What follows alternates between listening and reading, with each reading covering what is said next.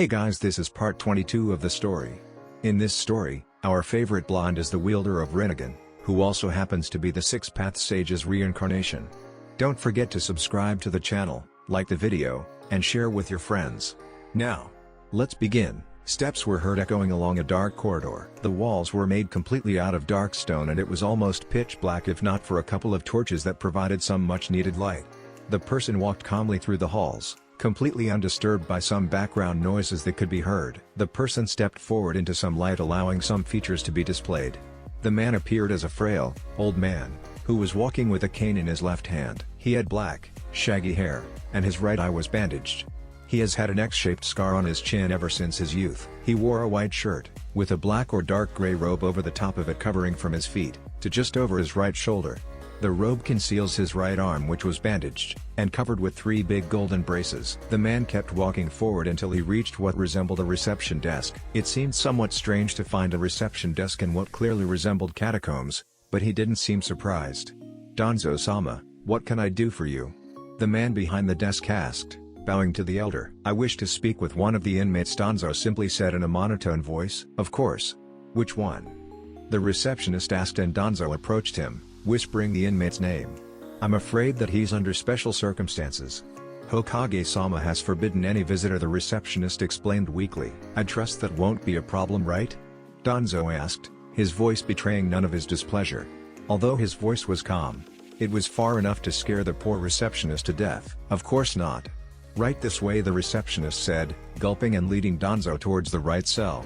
"Here we are," the man said, and Danzo stepped forward, peering into the cell. "Leave us," Danzo ordered, and the receptionist quickly obeyed, proceeding to bolt from there. Danzo shifted his attention back to the man inside the cell. The man was clad in simple gray jumpsuit. The particular thing about this man was that he was missing his right arm. "What pitiful state you're in, Hiyashi," Danzo said, and the man inside the cell opened his eyes to reveal the Byakugan. "Come to gloat, Danzo?" Hiyashi asked weakly. He was a broken man. Everything he ever fought for had been stolen from his hands. "Hardly," Danzo replied before taking a good look at him. Hiyashi was huddled in the corner, concealed by the shadows. "I've come with an offer," Danzo explained. "Really?" Hiyashi asked suspiciously. "And what could you possibly offer me?" Hiyashi asked, somewhat amused by the man's attempts. "You should be more grateful. Tsunade wanted to ship you away to the blood prison," Danzo said, and shiver ran down Hiyashi's spine. "As to my offer, how about your clan back and justice against those who put you in here?" Danzo offered, but was met with laugh. Hiyashi was laughing loud like some crazy man. "You are delusional, Danzo. How exactly do you wish to accomplish such feat?" Hiyashi asked, amused. "You still have faithful followers from the main house that occupy several positions of power in the village. All I ask is your and their cooperation, and, in return, will give you your freedom and clan back," Danzo offered, and Hiyashi was about to laugh again when he saw the serious face of Danzo. "You are serious?" Hiyashi stated, surprised. "I don't joke," Danzo replied, and Hiyashi started thinking. "What are you planning?" Hiyashi asked seriously. All the laughter and the amusement gone. "I shall tell you if you agree to my terms," Danzo replied. "I accept," Hiyashi said, and Danzo nodded and simply turned around, flicking something over his shoulder towards Hiyashi. "What's this?" Hiyashi asked as he snatched the small ball. It seemed like a food pill. "Your freedom," Danzo said, and walked out, leaving Hiyashi to his choices. Hiyashi lost sight of Danzo and returned his gaze back to the pill in his hand. Making his choice, he globed it with a shred of hesitation and waited for the effects. Hiyashi's chest started warming up and suddenly he clutched to his chest as pain shot through his body. "Arg!" Hiyashi screamed as he felt his chest tithing up, making it almost impossible to breathe. Several guards rushed towards Hiyashi's cell, but they were too late and simply found him lying on the ground, completely unmoving. One of the guards opened the cell and crouched beside him. "He's dead," the guard replied, checking his pulse. He took notice as to how his single hand was clutching to his chest. "Most likely a heart attack. Inform the Hokage and take him away," the guard replied. Danzo smiled from the reception desk as he looked towards the receptionist, and his Sharingan glowed, erasing every evidence he ever stepped forth in the prison. Senju compound. Everything was rather quiet inside the Senju compound. It was to be expected since the loudest of the inhabitants, this being Naruto and Hashirama, had gone to Kumo. Naruto was going to participate in the upcoming Jounin exams, while Hashirama and his brother Tobirama would pose as their senseis. The living room in the Senju compound was simple, outfitted with a couple of individual couches and 2 larger ones. A few plants in the corners and a couple of paintings in the walls made the room livelier. 3 bookcases were also nearby the wall, providing a couple of books for passing time to anyone that so wished. Some books were about the Senju clan, their history and deeds through the history, while others branched out from geography to general fiction. Jiraiya had been denied, rather painfully he might add if you ask him, his humble request to display his magnificent work on said bookshelf. Everyone in the compound was already of age, so having porn in the bookcase should be allowed. This were his thoughts when he approached his princess, who rewarded him with a well-placed, chakra-enhanced punch. At least Tsunade had allowed him to place his first novel, The Tale of the Utterly Gutsy Shinobi, so it wasn't all bad. Tsunade walked into the compound and simply made her way straight towards the living room. Her only thoughts were of plopping down on one of those soft couches and maybe take a nap, or something. It had been a frustrating day to say the least, and this time it wasn't paperwork that plagued her dreams. No, this time was the damn council meetings. At least she had the decency to not send a shadow clone in her stead. First, it was a request for further funding petitioned by the head nurse with both Shizune and Hinata's signatures on it. Hinata was smart enough to only sign it when she was away from the village. Shizune, however, wasn't so lucky and was on the receiving edge of a tired and pissed Senju. Next problem were those damned civilians always complaining about their rights. Tsunade shook her head, pushing away stressing thoughts as she entered the living room and was greeted with an interesting sight. She looked over to the couch where now was calmly sitting with Itachi's head on her lap. She was running her hands through his hair while Itachi had eyes closed, enjoying the moment. "My might," Tsunade said with clear amusement, making both of them jump at the sound of her voice. They were so entranced with each other that they didn't sense her entering the room. Who would have thought that now would be the one to tame the great Itachi Uchiha, Tsunade said, chuckling. "You are one to talk now," snorted Senju Tsunade, the legendary slug princess of Konoha, tamed by a pervert, now replied in amusement, making the Senju joke. "You have something to say?" Tsunade roared, making now jump from her couch and stare at Tsunade. "Yes I do," old hag now replied, smirking, sparks flying across their eyes. "I was having such a good dream," Itachi thought to himself as she sat upright and watched now and Tsunade bicker until he decided that it was enough. "Now enough," Itachi's voice echoed through the room with enough authority to make both women flinch. Oh, now cooed with stars in her eyes as she rushed Itachi. "I love it when you take charge," now said, hugging Itachi while Tsunade gasped like a fish out of water. "I don't even want to know," Tsunade thought as she looked over to both Uchihas and then to another couch. "You don't intend to cuddle or do any display of affection, right?" Tsunade wondered. It was common sense to keep public displays of affection somewhat restrained, but Uchihas were strange people. "You are safe, Hokage-sama," Itachi said while now pouted but remained by his side. "You don't have to call me that in here, Itachi. Besides, officially you are still a missing shinobi," Tsunade explained, sighing in comfort as she plopped down in one of the soft couches. "Respect is due where respect is due," Itachi simply replied in his traditional monotone voice. "By the way," Tsunade started, "what do you both intend to do now?" Tsunade asked, curious. "Honestly, I have no idea. I planned from the beginning to die at Sasuke's hands. I didn't count on living much longer than that because of my illness," Itachi said, and felt now grip his arm tighter. She didn't even want to consider losing Itachi. "I have a proposition for both of you," Tsunade said, smiling. "Proposition?" now asked, confused. "Yes, what is your favorite color?" Tsunade asked, smirking while both Uchihas just stared at her like she was crazy. Kumo hash. Saying that Naruto was excited was an understatement. The man was downright thrilled. He had enough adrenaline pumping through his veins to kill a normal person. The reason for all this excitement? Dozens of competitors stood in his front. Naruto had counted at least 20 different forehead protectors, some from villages he had never even heard of. It was interesting to say the least. While these exams were non-traditional as they were only hosted every 5 years, the amount of competition was similar to that of Chunin exams. Jounin did get access to higher paying missions, so maybe that was the reason. Maybe it was the honor and fame of being Jounin, the elite of the village. On the other hand, Jounin missions were far more difficult and risky. Hinata was amused at Naruto's expression. Anymore and he would be practically bouncing like some 5-year-old kid on a sugar rush. She was surprised when she saw the amount of competition. Tsunade did say this was a big event, even bigger than the Chunin exams, but Hinata had underestimated it.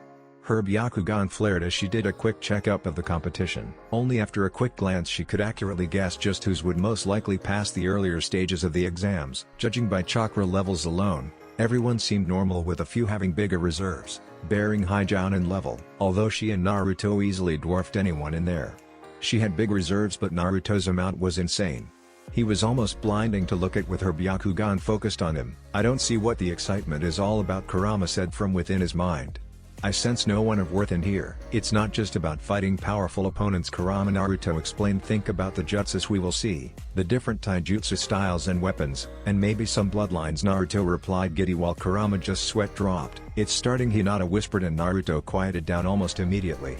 His attention was drawn to the man walking into the stage. He was a fairly tall, dark-skinned man with a slightly bulbous nose, shaggy, white hair which covers his left eye. He wore a high-collared, sleeveless uniform with loose-fitting pants, bandages on his wrists and the one strap over one shoulder flak jacket of a Kumagakure shinobi. He supported a bored look that reminded Naruto of Kakashi. I've seen him somewhere, Naruto muttered to himself. He was the Raikage's bodyguard during our Chunin exams, Hinata said. I remember him now. I wonder how everyone else is doing around here, Naruto said out loud but was shushed by Hinata as Daru was about to speak. My name is Daru and I'm in charge of the Jounin exams. I will be explaining how the exams will work, so pay attention as I will only say this once, Daru said, and everyone quieted down. Much like the Chunin exams, these exams will be divided into 3 sections. In the first stage we will be an evaluation of personal and team skills in different areas. The second stage will an objective-driven race with competitive action between the teams. The third and final stage will be a tournament much like the Chunin exams. Any questions? What are the promotion specifications? Some shinobi yelled from the crowd. Only participants that reach the third stage are eligible for promotion, Daru explained. Any more questions? Daru asked but was met with silence. Very well, proceed to the barracks for testing and good luck to all of you, Daru ordered and watched as the crowd quickly dissipated into empty grounds. At the barracks. Naruto's team arrived at the testing grounds where the first stage was taking place. He could feel chakra being unleashed in waves and sound of metal clashing. He figured it was some kind of physical tests. What a drag. This was the random thought of the person standing behind the counter at the barracks. She seemed to be scribbling something in some piece of paper and had an obvious bored look. They put me, a Jounin, doing this, the red-haired thought to herself and sighed when she felt another team approach. State origin, team number and members, the red-haired female asked, not even bothering to raise her head to see the contestants. Konoha, team number 24, members, Senju Hinata, Senju Naruto and Sai, Hinata said, and the red-haired female instantly rose her head to see Hinata's long dark blue hair and her white eyes. Hinata, the red-haired female said, surprised to see her. Kuro? Hinata asked in surprise. Haven't seen since the Chunin exams, Hinata said, and Kuro nodded. And you brought Naruto as well, Kuro said, greeting the blonde who waved. So, how's life around here? Hinata asked while Naruto sat on the ground knowing very well where this was going. Sai looked at him with a puzzled expression. You'll see, Naruto muttered and pointed towards Hinata and Kuro, who were already deep into their conversation. They were talking like they were old friends. Sorry about Yugito-chan though, Hinata said, and Kuro gritted her teeth. Those zombie bastards will taste the tip of my blade, Kuro snarled, and Naruto rose an eyebrow. If you are talking about Kakuzu and Hidan then it's too late. I've already reduced them to ash, Naruto said, and Kuro was surprised to hear that they had both been killed. You killed them? Kuro was skeptical but Naruto nodded nonetheless. She wanted to be the one to exact revenge and justice on them, but Naruto had gotten to them first. In the end it didn't matter, they got what they deserved. Serves them right for taking Yugito-chan. Thank you, Kuro, thanked Naruto, knowing that Yugito had been avenged. Anyways, Kuro said as she started writing the details in her notebook and took a small disc with a number on it. Here's your number. Wait for your turn and good luck. See you around, Hinata replied, and Naruto's team walked off and into the testing grounds. Testing grounds. Naruto, Hinata and Sai entered through the stone's gates and arrived at some huge arena. There huge stones walls surrounding the earth grounds. To Naruto's left there was what seemed to an obstacle course. Behind that was a small forest and Naruto coursed tons of booby traps spread all around the trees and ground. Welcome, the examiner said as the 3 contents stopped near him. The first stage of these exams consists of an advanced obstacle course, testing you in speed and strength. Additionally, you will be tested in taijutsu, genjutsu, ninjutsu and any other categories you choose for additional points. The final part will be a team exercise which consists in infiltrating an outpost located in that forest, the examiner explained, pointing towards the small forest not too far away. Teams with highest points will proceed to the second stage. Sounds simple enough, Hinata said, and Naruto nodded. Which additional categories are available? Sai asked with his smiling face, which seemed to scare the crap out of the examiner. Anything really.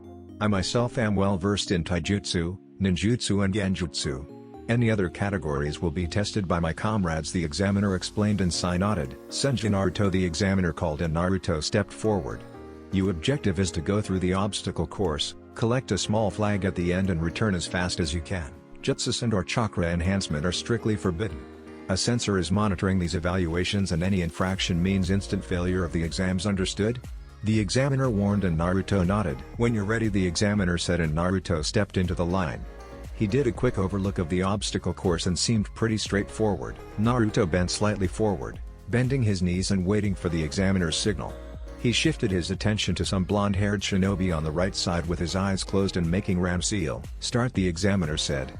When the sound of timer's button hit Naruto's ears, he shot forward, leaving a dust trail behind. A split second after start and Naruto had already arrived at the first obstacle, a simple wooden horizontal bar, raised 1.5 meters from the ground and followed by 3 more in quick succession. Naruto jumped forward, like a lion pouncing on his target. He placed both hands in the wooden bar for support. He coiled his arms and propelled forward using his arms. Having calculated the required amount of strength, he landed right past the 4 wooden bars, concluding the first obstacle in a single movement. Time: 1.5 seconds. Naruto didn't raise to his proper height before landing. He coiled himself again and blurred forward, his armor cringing, its metal plates flapping together with each step he took. Naruto raised his head slightly as he spotted his next obstacle, a solid, 10 feet high wooden wall that he assumed he had to climb. Naruto made a small push and jumped far enough for his right hand to latch itself at the top. The examiner's jaw dropped when Naruto lifted himself up with a single arm. Even the censor was surprised by the amount of strength displayed. Raising himself completely from the air, with a single arm and without proper grip, was nothing too easy to accomplish. Naruto grinned as he landed on the other side of the wall and proceeded. Time: 3 seconds. Naruto arrived at some vertical ladders, but these were made of rope instead of solid wood. Not thinking much about it, Naruto jumped as high as he could and latched himself into the ropes, proceeding to climb up without any difficulties. His coordination was perfect. Time: 6 seconds. As Naruto arrived at the top, he spotted long, circular wooden beams, almost as large as tree trunks, leading down into the ground level. Naruto carefully analyzed the round and slippery surface, and any slip-up would mean falling hard into the ground. Having this in his mind, he quickly ran down and arrived at the final obstacle. The final obstacle was nothing but a single rope that Naruto had to climb vertically. Naruto jumped into the rope and began to easily climb it up. He was certainly strong enough to lift his own body weight with a single hand. He arrived at the top and snatched the flag he needed before sliding down the rope and landing on the ground. Time: 7.8 seconds. With the flag in his position, the final piece of this obstacle course was a simple race to the point of origin, without needing to go through the obstacles again. Naruto bent and shot forward, leaving a cloud of dust. Every step he took, the ground would crack from the strength he put behind each step. Naruto didn't stop near the examiner and simply continued running at full speed, until he crossed the examiner. He came to halt, leaving the dust trail behind him as he finished the obstacle course. Cough cough. The examiner waved his hands wildly to clear the dust cloud. Final time: 9.5 seconds. Congratulations, Naruto-san. You just moved to the second spot, the examiner said, pointing towards the electronic board, where Naruto's name ranked second in the obstacle course with 9.5 seconds, only surpassed by Rock Lee with 8 seconds. Can't say I'm surprised. The guy is insane with his workout, Naruto thought to himself. Looks like hard work does beat a genius, Naruto chuckled out loud. I don't see the genius, Hinata said with a straight face. Hinata-chan, Naruto whined while Hinata giggled at his antics. Sai simply observed the interaction between the couple. They certainly weren't your usual married couple, Sai, Naruto said, and Sai turned to Naruto, making a shiver run up his spine. Enough with that smile, it's freaking me out. It feels like you are going to kill me in my sleep, Naruto said, and Sai dropped in smile, getting a neutral face. Naruto sighed somewhat and walked to the examiner's side and allowed Sai and Hinata to take their turn. Hinata did her best but had the downside of most of her strength being by chakra enhancement. Still, she managed to easily secure a 5th spot with Sai taking the 10th place. Having completed the first exam of the first stage, the examiner led them towards some testing dummies for the taijutsu test. Second part of this exam is to go through the dummies, while performing your taijutsu katas as fast as you can. State your taijutsu style for reference, the examiner said, and Hinata stepped forward this time. Gentle fist taijutsu style, Hinata said, and the examiner happily wrote it down, stepping aside as Hinata stepped forward. She looked around them, counting around 5 dummies who were about to receive a very cruel punishment. Is chakra allowed now? Hinata asked, and the examiner nodded. When you're ready, the examiner said, and clicked on his timer. Hinata disappeared from her position and began running through her katas. She didn't even seem to be touching with dummies. She did her katas with such grace that the proctor almost thought she was dancing. She appeared next to the examiner only a split second later, just in time to see all of the dummies crack at once. They burst into pieces and simply fell to the ground completely destroyed. Nothing bigger than half an arm had remained as the dummies seemed to have been severed in all joints. Amazing, the examiner said while Hinata just smiled at her success. She looked over to the scoreboard and watched as her name appeared in first place. Sai went next and this time, Naruto's eyes were solely focused on him. Both Naruto and Hinata had read Sai's file, but it didn't say much besides that he had standard skills and used ink-style jutsus, whatever that was. The only thing Naruto ever used ink for was seals. Naruto's eyes narrowed at the style that Sai had employed. It was ruthless for lack of a better word. Each strike had a purpose behind, there were no feints or anything else. Every strike was either to cripple or kill the opponent. It was a bastardized version of the Onbo style, a far more deadly version. Naruto went next and, although his style wasn't as refined as Hinata's, he still got the job done, finishing in second. Next portion is Genjutsu, the examiner said, and Naruto nodded, his Sharingan blazing to life.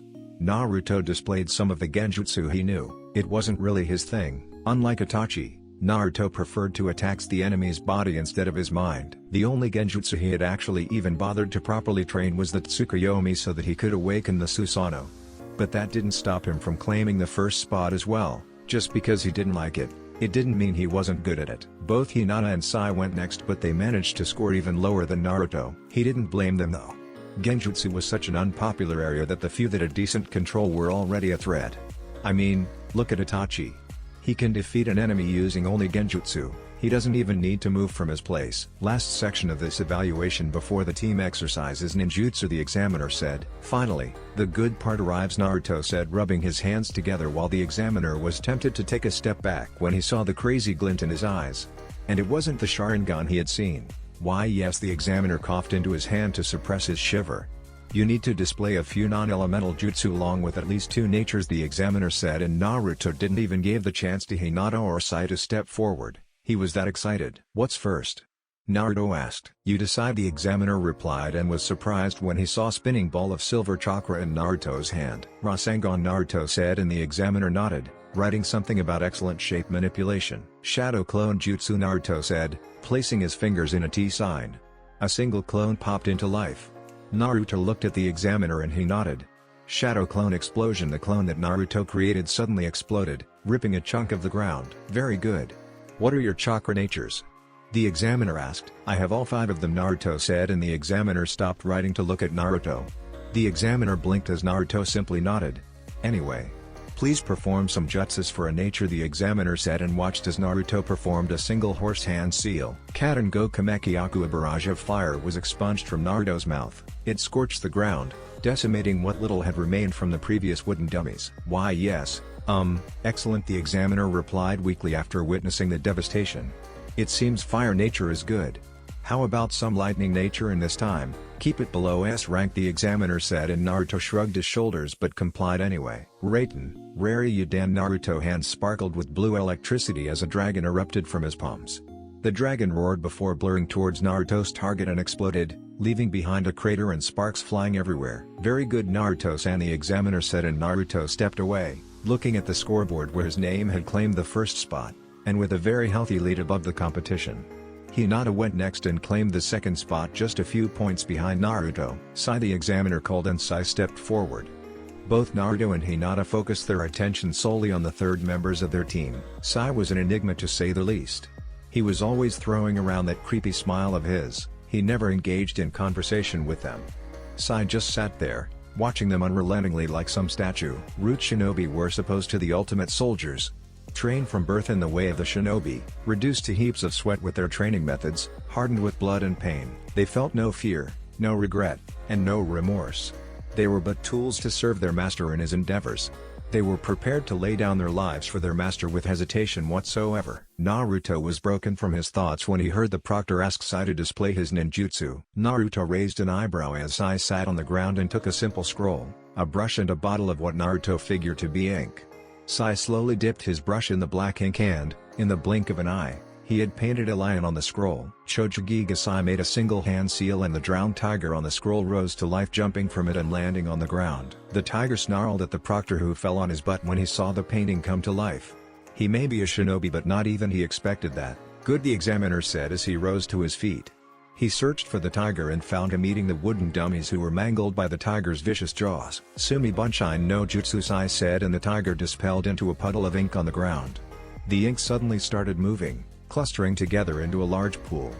The ink pool started raising from the ground and taking the shape of Sai. "Interesting," the proctor murmured to himself as he scribbled down on his board. "So that's his ink jutsu." Both Hinata and Naruto thought at Sai's performance. His style surely was very dynamic and versatile, but his creations seemed somewhat fragile. "Before we proceed to the team exercise, do you wish to be tested in anything else for extra points?" the examiner asked, and everyone shook their heads in denial. "Well, actually I do have another category I would like to be evaluated," Naruto suddenly said, stopping the protector in his tracks. "Which is Bojutsu?" Naruto said, and Hinata was surprised that he would bring that up of everything else. She wondered why he didn't want to be tested in Fuuin and Jutsu, but maybe he had forgotten. The examiner hummed and thought as he thought of someone who could give Naruto what he wanted. Kumo shinobi were primarily skilled in kenjutsu, since a blade was sharper and more effective than a staff. A sword can cut while the staff doesn't. This statement would be true for a normal staff and certainly not the one that Naruto had in his possession. "I will be right back," the proctor said, and simply left without any explanation, leaving Naruto's team to wonder what happened. A few minutes later the proctor returned with another shinobi by his side. He was a young, dark-skinned shinobi with short, spiky, white hair and dark eyes accentuated with lines curving upwards from the corners. He wore a dark outfit consisting of an overlong shirt with a hood, with red bandage hand guards, kumagakure shin guards, and a black forehead protector. He carried a long sword on his back and had a lollipop on his mouth. "Naruto?" the shinobi asked in surprise. "Amoy, long time no see," Naruto said, greeting the fellow shinobi. "You know each other?" the examiner asked, and both shinobi nodded. "We both participated in the Chunin exams 3 years ago," Amoy said, while Naruto nodded. "I see," the proctor replied. "Amoy is here to test you in Bojutsu. Since we have no foremost expert in this area, you will be sparring against Amoy's kenjutsu," the examiner explained. "If you aren't an expert, how can you evaluate my skills?" Naruto asked, curious. "I may not be an expert in weapons, but I know enough to understand when someone is skilled or not. Besides, Amoy is one of the swordsmen in Kumo. Judging from your battle with him, I can easily evaluate your skill level," the proctor explained, and Naruto nodded. The space around Naruto started swirling, and not much longer he had a staff on his right hand. Naruto twirled the staff in his hand, slamming it on the ground, creating a small shock wave from the strength behind it.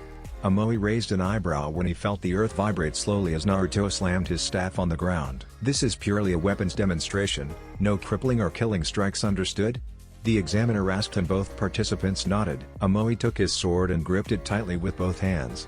Naruto picked his staff, raising his right arm above his head and lowering his left. He hadn't used a staff since he had mastered the art, and that was nearly 8 years ago. "Hajime," the proctor said, and both shinobi dashed forward. Both weapons meetings with a loud clang. Small orange sparks were released as the sword's sharp head grazed against Naruto's metal staff as both shinobi struggled. Being stronger, Naruto was able to push Amoy backwards. Naruto quickly withdrew his staff, spinning it behind his back and striking towards Amoy once again. Amoy parried Naruto's flurry of attacks as he could, but even him was starting to be overpowered. The amounts of attacks and the fluidity at which they came was unreal.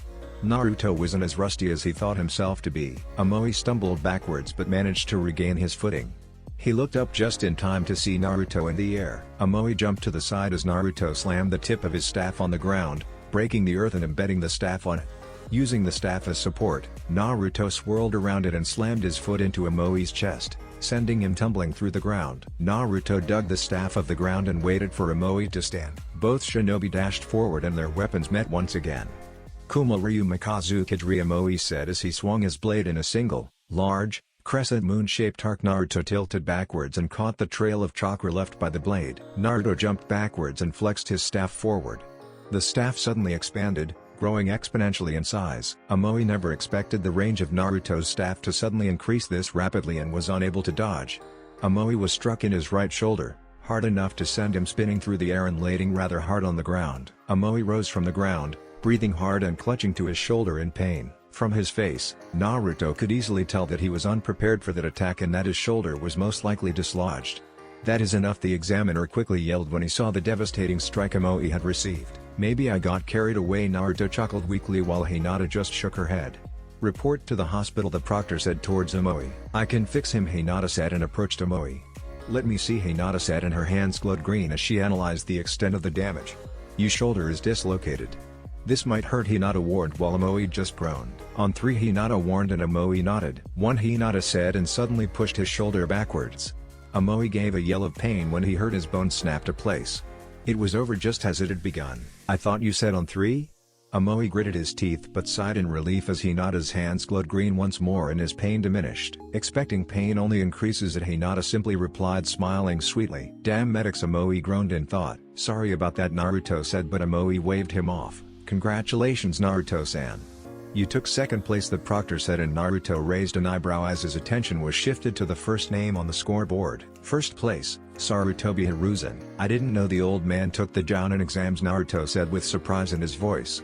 These exams really are ancient. Sandaime-sama, isn't that old, Naruto-kun? Hinata chided while Naruto just chuckled. Anything else before the team exercise? The proctor asked, and this time was met with complete silence. He waited a few seconds but no one changed their minds.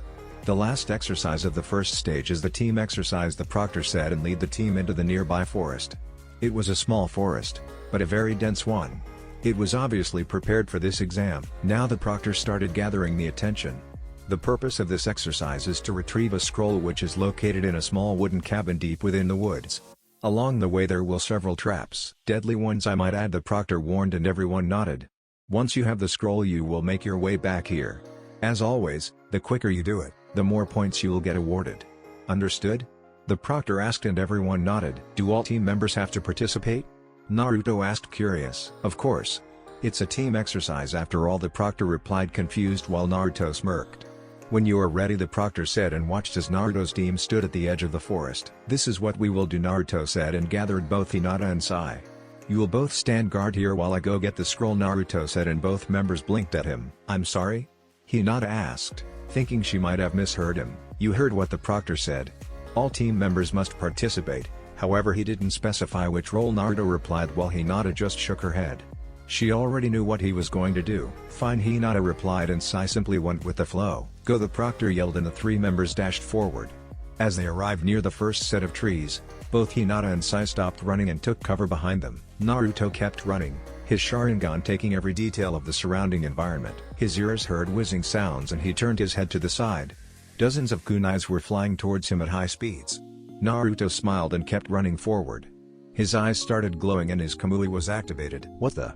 The proctor asked in shock as he watched Naruto keep running and the kunais simply passed through him. Once the kunais were over, his Kamui was disabled and Naruto kept on running. It was a straightforward exercise whose point was obviously trap detection. Naruto lifted his head and saw the small wooden cabin just a few yards away. He smiled and kept on running until he heard a sizzling noise. He looked down and saw the path was riddled with explosive tags. Naruto chuckled and used his Kamui and kept going forward. Explosions rocked the grounds and large clouds of smoke rose into the sky. The proctor cringed when he saw Naruto being consumed by the explosions, but was again surprised when he saw him running out of smoke cloud, completely unharmed. Naruto's eyes caught a ceiling tag at the cabin's door. It was another trap with an explosive tag, but this one it needed to be disarmed, otherwise it would blow up the cabin, scroll included. Naruto smirked and simply right through the door using his Kamui. I'm done here, the proctor conceded and threw his board at the ground. He gave up on trying to understand Senju Naruto. Naruto saw the scroll on a small table and simply took it. He flashed towards Hinata and all three members rushed out of the forest. Time: 42 seconds, the proctor said, shaking his head. He pointed towards the display and saw Naruto's team ranking first with the second nowhere near. The second best time was nearly 5 minutes. Are we done? Naruto asked and the proctor nodded. Yes. Meet here at 8 for the announcement of which teams will proceed to the second stage, the proctor said, and watched the team leave. They had broken or achieved first place in every single category barring the obstacle course, but he didn't blame them. When he himself saw some green creature shouting something about flames of youth, he even considered retirement at 30 years old. Later that evening, everyone had gathered to find out the teams that would proceed. They met up with Lee, Tenten and Shikamaru, who seemed to also be waiting for the results. How did it go? Hinata asked. Although clearly not as good as you, Tenten replied, pointing to the scoreboards. Lee managed to score enough points in the taijutsu and obstacle course to be able to proceed. You know Shika, he played his cards and ended up right in the middle of the competition, Tenten said, and Hinata chuckled. At least we all get to go to the second stage, Naruto said, and everyone nodded. Oh well. See you all tomorrow for the next exam. Amiga Koer, Pain's Tower. Are you sure this is wise? Konan asked towards the only person in the room. Her voice was neutral and perfectly calm, betraying none of her worrying thoughts. In the back of the room, concealed by the shadows, stood a person with a single visible eye. The person was a fair-skinned man with chin-length red hair, with his most noticeable trait being his single Rinnegan. He didn't look healthy, as he seemed to be severely malnourished, with his ribcage and bone structure openly visible. He had chakra receivers implanted into his back, one in each of his shoulder joints, smaller ones in his forearms, and two metal-like screw under his collarbones. Near his shoulder joint, the person sat on some machine that appeared to be some type of mechanical walker. "It's a dangerous game you are playing," Nagato Konan warned, but Nagato seemed determined on his course of action. "It needs to be done," Nagato simply said. Konan was about to reply when a familiar swirling sound came into the room. From the vortex, Tobi, or Fugaku, walked into the small rays of light coming through the cracks in the room. "What are you doing here?" Konan asked, her voice back to its neutral tone and her eyes narrowing in slight apprehension. Although she seemed mostly calm on the outside, she was prepared should Tobi try anything foolish. "Suit up," Tobi said, throwing Nagato something whitish in color. Nagato picked up what Tobi had thrown and his eyes widened when he realized what it was. "This is," Nagato replied, but was interrupted by Tobi. "I need you at full strength for this." "Why do these things always happen to us?" Naruto wondered out loud. He released a long sigh as he looked at the dark sky. It was full moon and its light shone across the vast forest. The leaves rustled with the night's cold air and Naruto sighed again. He looked towards Hinata, who also seemed to be deep in thought, looking at Sai as if to solve a puzzle. Naruto shifted his eyes towards the last member of his team, one root shinobi by the name of Sai. Sai was the reason of Naruto's troubles, as he was currently on his knees on the ground. His pupils were dilated and his face neutral. He seemed to be staring into nothingness. "What am I going to do with you?" Naruto asked rhetorically, nursing his temples and shaking his head. "Earlier that day, Naruto-kun," Hinata said in a low voice, trying to hide her blushing face. "Everyone is staring," she said, lowering her head and avoiding gazing upon the crowd. She hid her face between her long hair as she looked subtlety around. Naruto just chuckled and held her tightly by her thighs. Hinata was currently sitting on Naruto's shoulders as they made their way towards the second stage of the exams. The sight of two very strong and popular shinobi walking around a different village was enough to bring attention to them, but their current position only increased it. "They are just jealous, Hinata-chan," Naruto replied, tilting his head up to look at Hinata's red face, and chuckled. Hinata glared at him. "Well, as much as she can glare in the end." "It's not funny," Hinata pouted, seeing that her fierce glare got her nowhere. "You know that I, unlike you, don't like being the center of attention, much less with foreign people," Hinata mumbled. "I don't like being the center of attention," Naruto replied. "Please," Hinata snorted playfully, "you and me both know that you enjoy the spotlight." "Maybe a little," Naruto said, and Hinata smiled but got thinking. Although Hinata started in a suspicious voice, narrowing her eyes. "You have been unusually affectionate today." "Not that I'm complaining, but what brought this on?" Hinata asked, curious. "Nothing in particular," Naruto replied, shrugging his shoulders. "Just a talk I had with Kurama earlier today." Everything was quiet in the room. The sun was beginning to rise in the horizon and the darkness in the room started dissipating with the sun shining through the windows. Naruto stirred as the room became brighter and groggily opened his eyes. He shifted in the bed until his eyes landed on Hinata's sleeping form. Naruto smiled at her peaceful face and slowly turned so that he could observe her more comfortably. He brought his hand to her cheek and brushed her hair away. "She's so pretty," Naruto thought to himself, gently running his fingers over her rosy cheek. Hinata seemed to feel his touch and leaned in for closer contact. Naruto smiled at her actions even though she was still asleep. "Cherish every moment with her," Naruto heard, and turned his attention to the end of the bed where Kurama was curled in a small ball, with all of his tails. "I already do that," Naruto replied, and Kurama opened a single eye. "But what makes you say that?" Naruto asked, curious. Kurama had never given him much advice or even mingled much in his relationship with Hinata. "Just a piece of advice," Kurama said, yawning and displaying his teeth. "You have no idea what it's like facing eternity alone," Kurama said, and Naruto raised an eyebrow at the bitterness in his voice. "You have 8 siblings," Naruto said, confused by the topic. "You know nothing, Naruto," Kurama snorted. "I know everything about your story," Naruto began, and Kurama's eye twitched at his naivety. "I know that Hagoromo created you and your siblings from the Jubei." Naruto would have kept talking if it wasn't from Kurama's roar. "Shhhs, keep it down," Naruto whispered as he looked towards Hinata, who remained sleeping. "How long ago do you think all of this happened?" Kurama asked. "A couple centuries?" Naruto wondered, and Kurama chuckled at his answer. "It has been almost 19,000 years since I was born," Kurama replied, and Naruto was surprised. There had been ninja for a while apparently. "Sure, it was fun when we were all together growing up. The first few centuries I was actually happy when we were all together. But then you came, Kurama retorted angrily, raising in the bed with all of his tails. You shinobi and your endless lust for power, Kurama barked, and Naruto was surprised by the amount of hate coming from his voice. You drove us apart, forced us to split so that we weren't caught and enslaved like we are now. You forced each one of us to take their own path and to survive in loneliness for fear of our own survival. You have no idea what's like living for millenniums all alone. Walking this earth without nothing to look for, always on watch for your people. You never knew how many times I thought about death, knowing very well that I would never get it. Kurama sighed and lied back down. I don't know why that snake seeks it so vehemently. Eternity is nothing but a curse in the end. You will eventually tire just like I did. But I for one will never die or perish. I will linger and live on even after your kind disappears from this earth, Kurama said, and Naruto never thought about things like this. Well, you got me, Naruto said, grinning while Kurama just shook his head. I'm old, Naruto. Very old, Kurama began. As I told you, I am around 19,000 years old. I watched times of peace and prosperity, and times of war. I watched as kingdoms fell and new ones rose to take their place. I watched as man ventured himself across the ocean, deep into the mountains and high into the sky. But above all, I watched as humans began nurturing their energies and began using them. It took time for my father's teachings to spread across the globe. I watched as humanity lived peacefully with the help of chakra, but then they realized its full potential.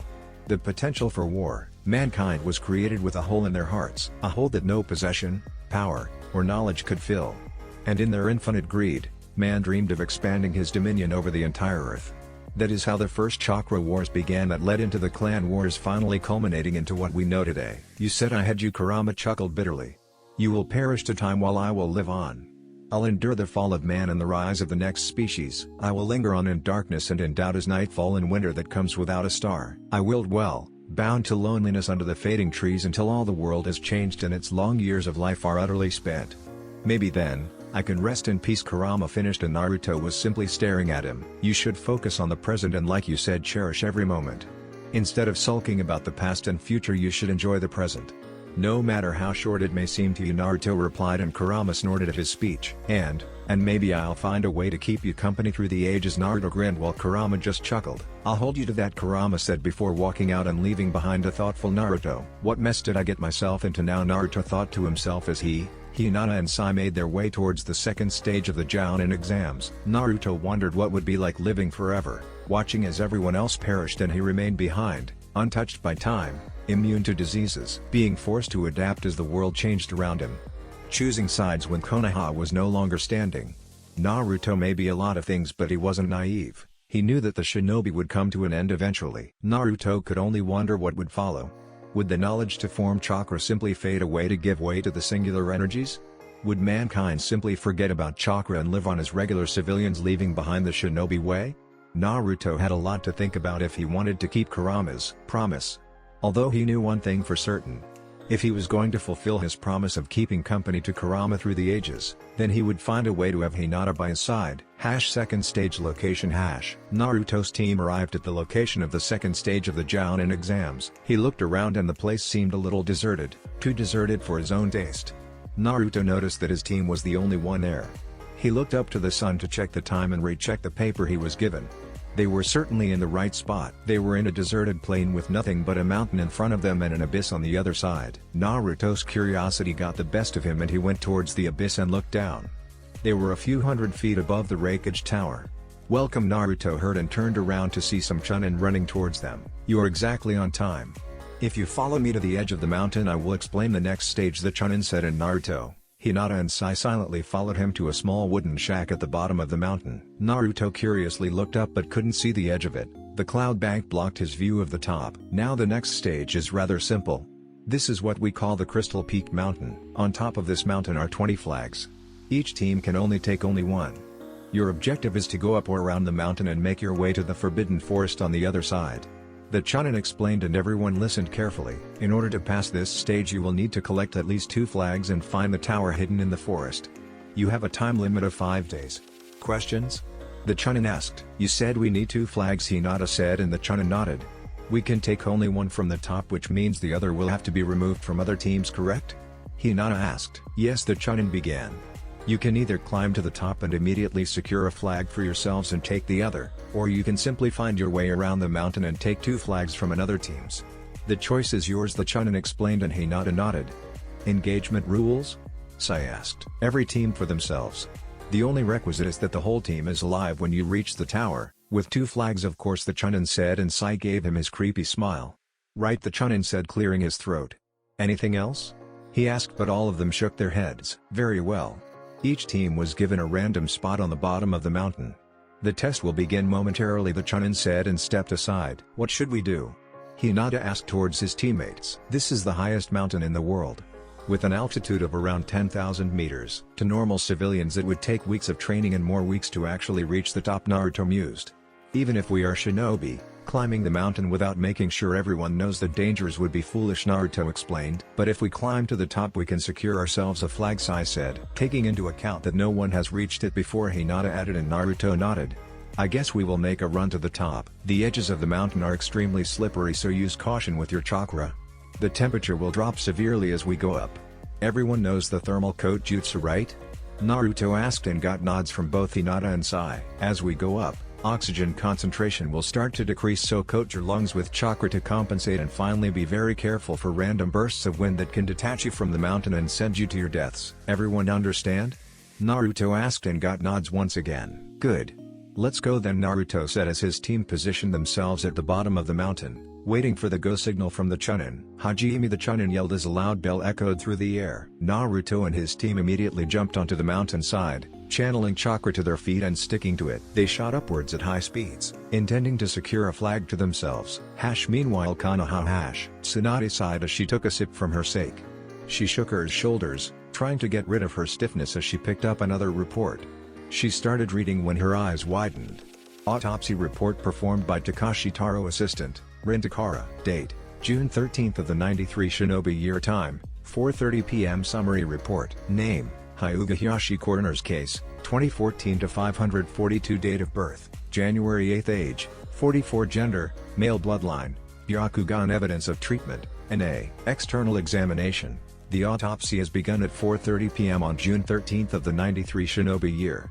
The subject is wearing gray pants and shirt consistent with the traditional garb of a Konoha prisoner. The clothes are on good conditions given that the subject incarceration was recent. The body is that of a developed 44-year-old man, measuring 176 centimeters and weighing 66 kilograms. The body shows scar tissue and many other wounds that never properly healed, which is consistent with the subject's medical file. Medically amputated right arm.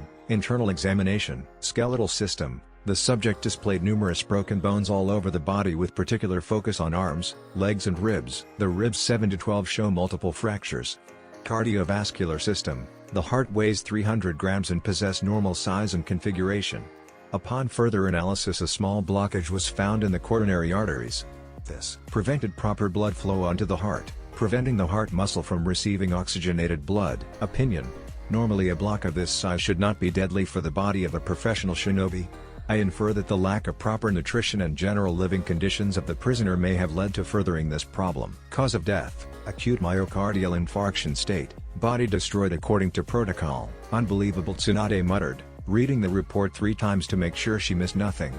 Shinobi with active chakra networks don't get sick unless it's a really deadly disease. It's one of the perks of being shinobi, Tsunade mused in thought. And even though he was a clan head with very few missions, he should still be in shape. She couldn't grasp how could have this occurred.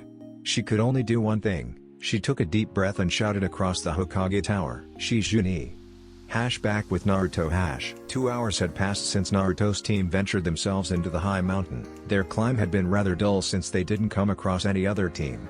The starting points at the foot of the mountain were random and separate for each team, so it wasn't completely out of the ordinary. They had just passed the halfway mark and they could already feel the shortage of breath due to the lack of oxygen. Not to mention the freezing temperatures didn't exactly help. In the end they were shinobi, the strongest warriors available in the world. Even to a decently trained shinobi these conditions were nothing but bothersome. While they would delay them, they surely wouldn't hinder them. Naruto had begun using his thermal coat to keep his body temperature at acceptable levels. He scanned his surroundings and saw nothing but snow all around them. He turned towards Sai, who also had his thermal coat on. His attention shifted towards Hinata, who was running in the middle of the group with her Byakugan activated. That was when Naruto felt it. Hinata-chan, Naruto called, but Hinata didn't turn her head. She didn't need it with her Byakugan on. She just gave a small nod of acknowledgement. I can see that you don't have your thermal coat. Aren't you cold? Naruto asked, curious. Not really. It's feel nice actually, Hinata replied, and Naruto raised an eyebrow. Really? Naruto thought curiously. Nearly negative 30 degrees, and she says it's nice, Naruto thought, shaking his head in amusement. Boom! Naruto, Hinata and Sai immediately halted their progress when they heard a loud explosion ring through the air. They tried to pinpoint the location of the sound and shifted their attention towards the left, which they could see a large column of smoke rising. Looks like we are not alone in this, Hinata said as she stretched her Byakugan range towards the smoke. One team down, Hinata said as she watched one team racing down the mountains with an avalanche on their trail. It was quite amusing actually. She knew that they wouldn't die with a simple avalanche, but watching them stumble down the mountain is far too amusing to pass. Do you have eyes on Shika's team? Naruto asked, and Hinata refocused her Byakugan, increasing her range and scanning the whole mountain for their friends. They are climbing the mountain as well, Hinata replied. They are on the other side and just past the 4-mile mark. We are the closest team to the peak, Hinata said and chuckled, getting a curious look from Naruto. Just our luck. We got the steepest path on this mountain, Hinata said, and Naruto chuckled as well. Sai remained there, feeling almost like a third wheel with the exception he felt nothing of sorts. Couple hours later. Welcome to the top of Crystal Peak. Some Kumo shinobi greeted Naruto's team as they arrived at the top. Looks like we are the first to arrive, Naruto said, and the shinobi nodded. Man, what a view, Naruto said, looking around and could see nothing but pure white around. The mountain has so high that they stood above the cloud bank. It looked like a blanket of pure white with the sun shining in the blue sky. I almost feel tempted to jump on the clouds, Naruto laughed, and Hinata just shook her head. I wouldn't remount that. It's a long way down, the Kumo shinobi smirked. Here's your flag, the shinobi said, handing a small black flag to Naruto. Good luck on the rest of the stage, the shinobi said, and everyone nodded. At least it will be faster on the way down, Hinata said as she and her team jumped and started running downwards towards the forest. I have a suggestion, Sai said, breaking their conversation and getting their attention. Chojigiga, Sai said, and drawing something in his scroll. With a loud screech, 3 black and white birds shot from the scroll. They flapped their wings, creating a small gust of wind, and rose into the air. It will be faster, Sai said, jumping on top of one bird while he waited for Naruto and Hinata to join. Sounds good, Naruto said, jumping on top of one while Hinata took the last one. With a loud screech, the birds plummeted downwards in blinding speeds. How come you didn't offer this when we were climbing? Naruto asked, placing a hand in front of his eyes to shield the wind. Didn't remember, Sai simply said, and Naruto's sweat dropped and focused on controlling the bird. The Forbidden Forest. So this is the famous Forbidden Forest of Kumo, Naruto said as he and his team arrived at the entrance of the forest. I'm impressed, Naruto said, crossing his arms as he scanned the forest in front of him. He did admit that the forest did have a certain ominous feeling to it. The forest itself seemed shrouded in darkness and a cold breeze swept by. Naruto's team ventured themselves into the forest and watched in fascination as the entrance seemed to close itself behind them, as if trapping them in the forest forever. Genjutsu, Hinata whispered loud enough to her team to hear. They both nodded in agreement, feeling the subtle change in their chakra networks. An enemy team? Sai asked, placing a hand on the hilt of his Taito. He scanned his surroundings very carefully, trying to ascertain any danger. No, Hinata replied with her Byakugan activated. It seems it's been here for a while, Hinata explained. Probably one of many traps placed here just for this stage, Naruto offered, and both agreed as they moved forward. The forest seemed taken from a horror movie. The forest was thick with trees so high that it dwarfed them. Light barely seemed to penetrate the cloak of leaves at the top. On the ground some type of black flowers, while every other dead, their leaves withering away. Impassable terrain blocked with rocks and thorns that seemed a natural occurrence. A sound rang through the forest, a small owl hooting. This is really one creepy place, Naruto shivered. Scared? Hinata teased. Oh sure, Naruto replied sarcastically, this coming from the one who launched a full water dragon inside our bedroom to kill a spider, Naruto said deadpan while Hinata huffed. They are mean little bugbears. Besides, it worked, didn't it? Hinata asked while Naruto just shook his head. Suddenly Naruto turned and flung a kunai to his left. The kunai sailed through the air at blinding speeds. One could almost hear the whistle. Thump. Naruto looked around and noticed his target. A beast, 8-eyed, 8-legged, jet black, hairy.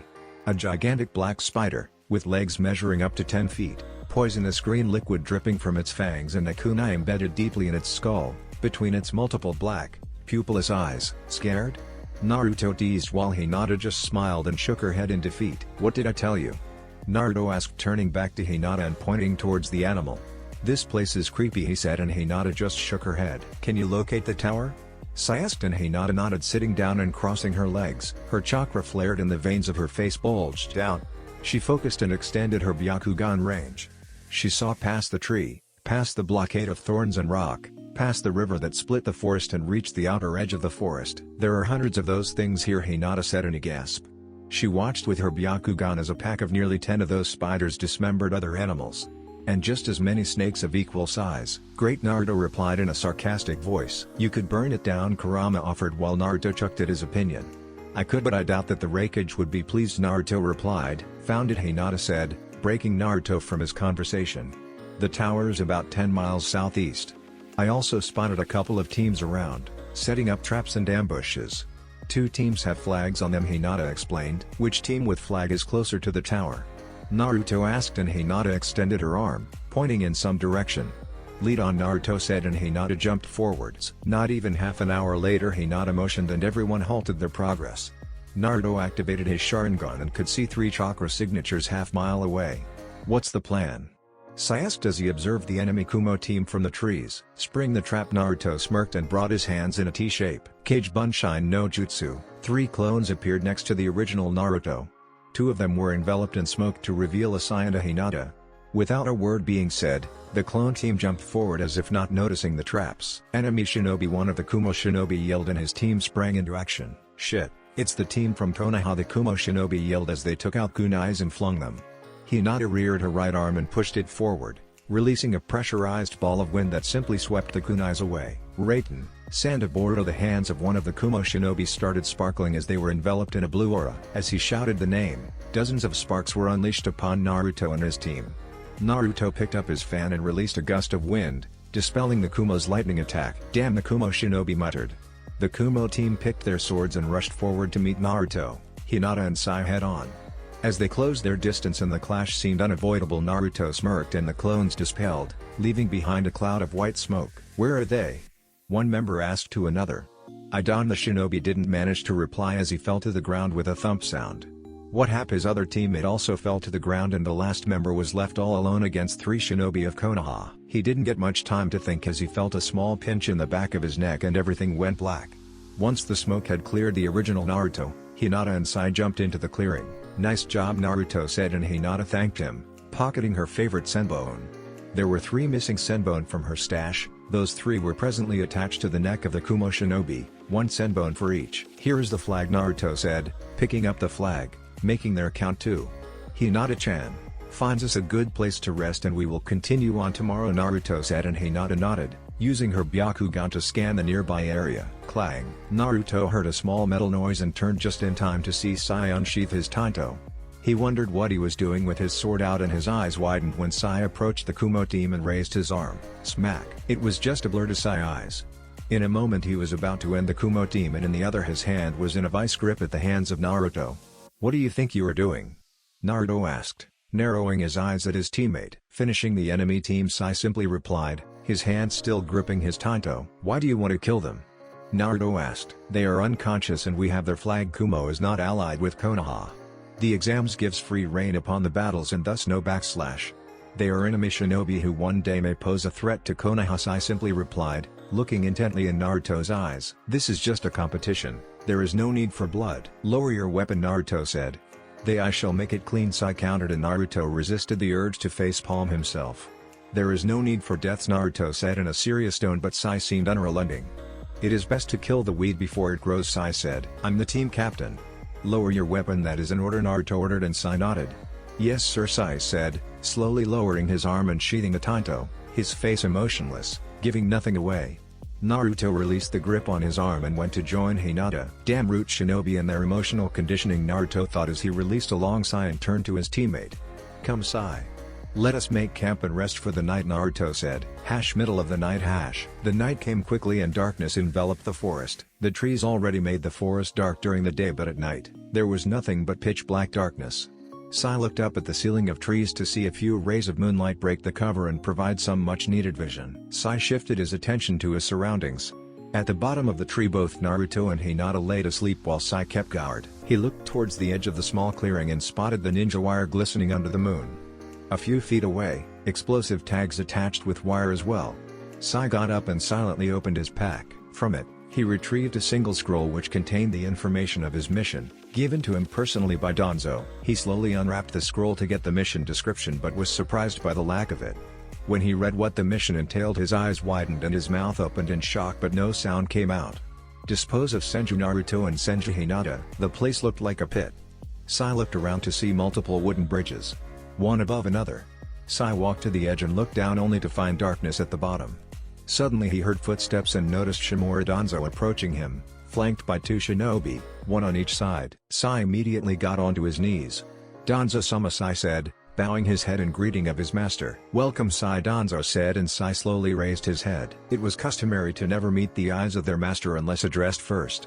"I have a very important mission for you," Danzo replied, and Sai nodded. His face, although seemingly emotionless and natural, portrayed determination and attention. "Tomorrow you will be called to Hokage's office, where you will receive your mission, which will last nearly 1 month. You will be the 3rd member of one of Konoha's teams that Lady Tsunade will be sending to the Jounin exams in Kumo. Understand so far?" Danzo asked, and Sai nodded. "The exam will have the same structure as the Chunin exams. The first stage will be some sort of basic skills evaluation, the second stage will be a survival exercise, and the last stage will be the tournament," Danzo explained and handed Sai a single scroll. "Your mission is specified on that scroll, which you are only to open during the second stage of the exams, preferably when you are alone. Understood?" Danzo asked. "It shall be done, Danzo-sama," Sai replied, pocketing the scroll. "I'm sure I don't need to explain the importance of every mission I give, correct?" Danzo asked, taking a deep breath and looking firmly at Sai. "En route, you have no name. You have no feelings. You have no past. You have no future. There is only the mission," Sai recited, and Danzo nodded at his apprentice. "You are dismissed," Danzo ordered, and Sai bowed his head once again before walking away and disappearing in the darkness of the tunnels. "Permission to speak freely?" Danzo shifted his attention towards his right. The shinobi to his right wore a short, black jacket with red straps on the shoulders. He also wore a red short kimono under the jacket with a black sash, a pair of black gloves, dark-colored pants, and regular shinobi sandals. "Granted," Danzo replied and focused on what the shinobi had to say. "Do you think Sai will be able to accomplish the mission?" Fu asked while Danzo hummed. "Naruto has grown strong, far too strong to be controlled. That is the problem with strong shinobi and the reason why most defect from their villages. Young Naruto may not believe it, but power and fear are the absolutes of this world. And when some shinobi reach power beyond their leaders, then it gets very complicated." "What do you think Naruto would do should Lady Tsunade ever issue an order that would oppose his beliefs? Do you think he would abide by her orders if they conflicted with his own gains?" Danzo asked, but Fu remained silent. "Shinobi are nothing but weapons, and I do not wish for one that will not obey me," Danzo explained. "And about Lady Hinata?" the shinobi to Danzo left asked. He was a fairly tall and lean-built man. He had fair skin and short spiked all black hair. His glasses were built into the mask, obscuring his eyes, and he was also heavily clothed. He wore a short black jacket with red straps over the shoulders, and a high-collared, all-black outfit with a red sash around his waist and what appeared to be an apron over his pants. "Yes, Torine, Senju Hinata, formerly known as Hyuga Hinata, disowned daughter of the former clan head, Hyuga Hiyashi." Danzo chuckled slowly. "Naruto did a remarkable job with her. She may seem shy, serene, kind and very fragile, but she's just as much of a princess as I am," Danzo replied in a thoughtful manner. "While she doesn't possess the raw power and strength that Naruto does, she is just as deadly. You saw what she did to Hiyashi, her own father and one of Konoha's strongest. In fact, in some points, I do believe the girl to be more dangerous than the boy himself. Naruto is loud and brash, Senju attributes, and in the end I should be glad that he didn't inherit the Uchihas once. The girl, on the other hand," Danzo mused. "She is smart, objective and decisive. Necessary traits for medics after all," Danzo explained. "She wouldn't just jump into war like him. If I know her as well as I think I do, she would stick to the shadows and wait for the best moment to strike, like a true shinobi. Her beauty alone would get her anywhere she wished, and with her talents and my training, she would be a Hokage to remember," Danzo said wishfully. "I do not fear the one who jumps into the battle without thought. I fear those who hide in the shadows, the man behind the man behind the man, and she just strikes me as a person who would be the mastermind, hiding in the shadows and working with peons. But alas, she shares the same philosophy of her husband." Danzo finished and sighed in defeat. "She would have been a great en route. If both of them are all that, what makes you certain that Sai will accomplish the mission?" Fu asked, and Danzo chuckled darkly. "Even a cage falls to a kunai. I have my orders," Sai thought as he saw the scroll in front of him disintegrate into speckles of dirt. He looked towards Naruto and Hinata, who were sleeping near the tree. And with the stealth training he had, he put his plan into motion. He slowly and quietly, as the night started unpacking the necessary items for his mission. He took out and unsheathed his tanto, laying it on the ground. From his pack he took a single vial which had some skull etched on the label, some kind of poison. And finally, a single strand of some kind of wire, transparent and almost invisible to the naked eye. The girl would die from the poison. Even if she was a first-class medic on par or better than Tsunade herself, she would die in her sleep. Sai picked the wire and poison, and jumped into the tree, standing right above her. He took out the wire and held it right above her mouth. Sai took the poison and dropped a single drop in the wire. Sai watched in anticipation as the purple drop slowly made its way down the wire. Once it reached it simply fell from the wire and directly into the lips of Senju Hinata. Hinata seemed to have felt something on her mouth as she licked her lips and rolled to the side, like nothing had ever happened. Sai rolled the wire up and took out his tanto. Poison wouldn't work on Naruto due to him being a Jinchuriki. In fact, short of taking out his head and piercing his heart, killing a Jinchuriki is no easy task. But this one was asleep. Sai pointed his tanto at his target and leapt from the tree. The tanto glistened under the moonlight as Sai pointed it at Naruto. The tanto pierced through Naruto's ribcage and embedded itself deeply into his chest, severing the carotid artery. Naruto's eyes shot open and his mouth opened, but no sound came out as he died instantly. Sai got up and left his sword on Naruto's chest as he approached Hinata. He brought a single finger to her neck to search for a pulse. He found none. He let out a breath that he didn't know he was holding as he made his way to his backpack. He took out a single scroll and drew a bird on it. "Go to Danzo-sama," Sai said, and bird shot into the sky with two simple words. Sai turned around to collect his things and disappear from the forest. "This is a new low," even from Danzo, Sai heard and froze on the spot. He turned towards the origin of the sound and saw nothing but a pair of glowing red eyes with three black domos spinning. Sai quickly turned to the bodies of Naruto and Hinata only for them to shimmer out of existence. "Genjutsu," Sai whispered to himself. "Since when?" Sai asked as he gripped his tanto that somehow was still in his back. The owner of Sharingan eyes walked out of the shadows and into the moonlight. Naruto and Hinata stepped into the clearing, completely unharmed but with annoyed expression on their faces. "How long, you ask?" Naruto asked, smirking slightly. "My dear friend," Hinata smiled. "You have been under our genjutsu before we left the Hokage Tower in Konoha," Hinata said, and Sai was shocked. "Tsunade-sama warned us about you and I didn't wish to take any chances," Hinata explained. Naruto's eyes glowed and Sai gulped, feeling lightheaded. Sai dropped his tanto and fell to the ground on his knees. His pupils were dilated and he seemed to stare into the nothing. "Just my luck. Why do these things always happen to us?" Naruto wondered out loud. He released a long sigh as he looked at the dark sky. It was full moon and its light shone across the vast forest. The leaves rustled with the night's cold air and Naruto sighed again. He looked towards Hinata, who also seemed to be deep in thought, looking at Sai as if to solve a puzzle. "What am I going to do with you?" Naruto asked rhetorically, nursing his temples and shaking his head. "We still need him alive to complete this stage," Hinata said, warning Naruto not to take rash actions. "I'll keep him under my control and make him drop the exams when we reach the tower," Naruto said, and Hinata nodded. "What about Danzo?" Naruto asked. "I suggest we let things run its course until we can come up with something," Hinata suggested, and Naruto nodded. "Sai, can you run?" Naruto asked and Sai just nodded. "Good. Let's hurry back to the tower then," Naruto said, and all three of them left the clearing. At the tower. Naruto, Hinata and Sai arrived at the tower 2 hours later. Sai's conscious mind was being kept locked within a genjutsu and now he was nothing more than a puppet, waiting for his orders. "Welcome to the hidden tower," a shinobi at the door greeted Naruto's team. "Do you have the flags?" he asked, and Naruto handed him his 2 black flags. "Very well. You may proceed inside and wait for this task to end. There are rooms available for you to rest," the shinobi explained, and everyone nodded. "I wish to drop the competition," Sai suddenly said, and the shinobi stumbled in surprise. "What? Are you sure?" he asked. "Yes," Sai simply replied. "Fine, I guess. Senju Naruto and Senju Hinata will proceed to the third task." "Good luck," the shinobi said, and watched as the team disappeared inside. Once Naruto, Hinata and Sai found their room, Sai disappeared into Naruto's dimension where he would stay for the next month. Next day, Root headquarters. Danzo was working in his office when he was interrupted by a loud screech. He looked up to see a black and white bird flying towards him. Danzo took out a simple scroll and watched as the bird crashed into it and formed words. "Mission accomplished." "I never doubted him for a moment," Danzo smiled to himself. "Fu, Torune," Danzo said, hitting his cane on the ground. In front of him dropped his most loyal followers. "Being Operation Phoenix," Danzo said, and both shinobi nodded, disappearing from view. Soon Danzo chuckled darkly. Konoha will burn and better one will rise from the ashes. That's it for this video. I hope you all enjoyed the video. Don't forget to like the video, subscribe to the channel, and follow me on my other social media accounts. Anime God here, and I'm signing off.